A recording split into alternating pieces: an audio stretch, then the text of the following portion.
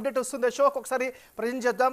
So Pithapuram కేవలం 2 తెలుగు రాష్ట్రాలనే కాదు, దేశవ్యాప్తంగా కూడా బాగా గుర్తింపు వచ్చినటువంటి నియోజకవర్గం. దానికి గల కారణం పవన్ కళ్యాణ్ అక్కడ పోటీ చేయడమే. సో పవన్ కళ్యాణ్కి ఇప్పటికీ 25,444 ఓట్ల ఆధిక్యం అయితే కనిపిస్తూ ఉంది. పిఠాపురంలో మొత్తం 18 రౌండ్లు ఉన్నాయి. సో పిఠాపురం చాలా ఇంపార్టెంట్ అయినటువంటి నియోజకవర్గం. ఇప్పటి వరకు సుమారు 6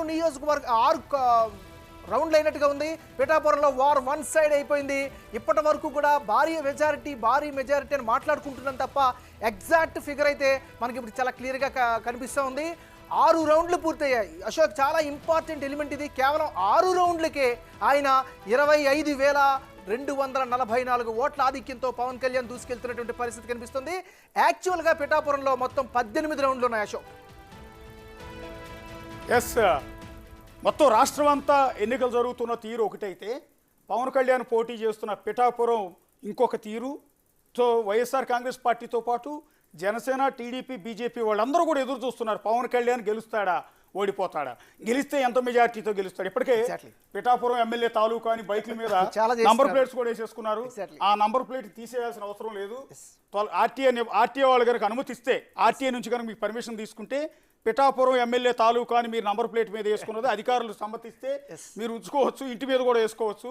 పవన్ కళ్యాణ్ అంతటి మెజార్టీ దిశగా, అంతటి భారీ మెజార్టీ దిశగా దూసుకుపోతున్న రికార్డు స్థాయిలో పవన్ కళ్యాణ్ గత ఎన్నికల్లో అంటే 2019 ఎన్నికల్లో ఘోర పరాజయం దిశగా పోటీ చేసిన 2 చోట్ల ఓడిపోయి నానా ఇబ్బందులు పడి 3 పెళ్లిళ్ళు 4 పెళ్లిళ్ళు అంటూ విమర్శలు ఎదుర్కొన్న పవన్ కళ్యాణ్ పడిలేసిన కెరటం మాదిరిగా దూసుకొచ్చారు. అలయన్స్ పొత్తు పెట్టుకున్నారు.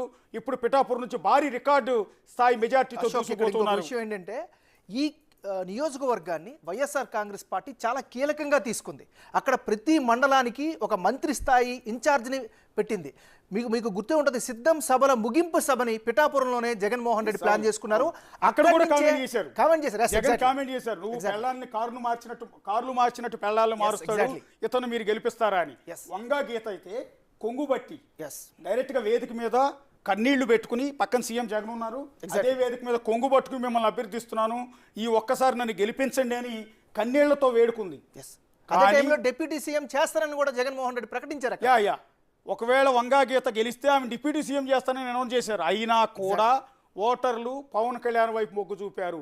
జనసేన కార్యకర్తలు, మెగా ఫ్యామిలీ అభిమానులకు ఒక గుడ్ న్యూస్ ఇది, ఒక పండుగ చేసుకునే వార్త ఇది. పవన్ కళ్యాణ్ భారీ మెజార్టీ తీసుకు గెలుపు అనేది ఆటోమేటిక్ అయిపోయింది. కానీ ఇక్కడ ఇంకొక విషయం అశోక్, చాలా అంటే ఒక పొలిటికల్గా ఎనలిటికల్గా మనం మాట్లాడితే అక్కడ తెలుగుదేశం పార్టీ నుంచి టిక్కెట్ ఆశించినటువంటి వ్యక్తి మొదటి రోజు, రెండో రోజు ప్రకటించిన తర్వాత కాస్త అసంతృప్తిని వ్యక్తం చేశారు తప్ప తర్వాత పూర్తి స్థాయిలో ఓట్ షేరింగ్ అనేది బ్రహ్మాండంగా పనిచేసిందని చెప్పాలి. జనసేన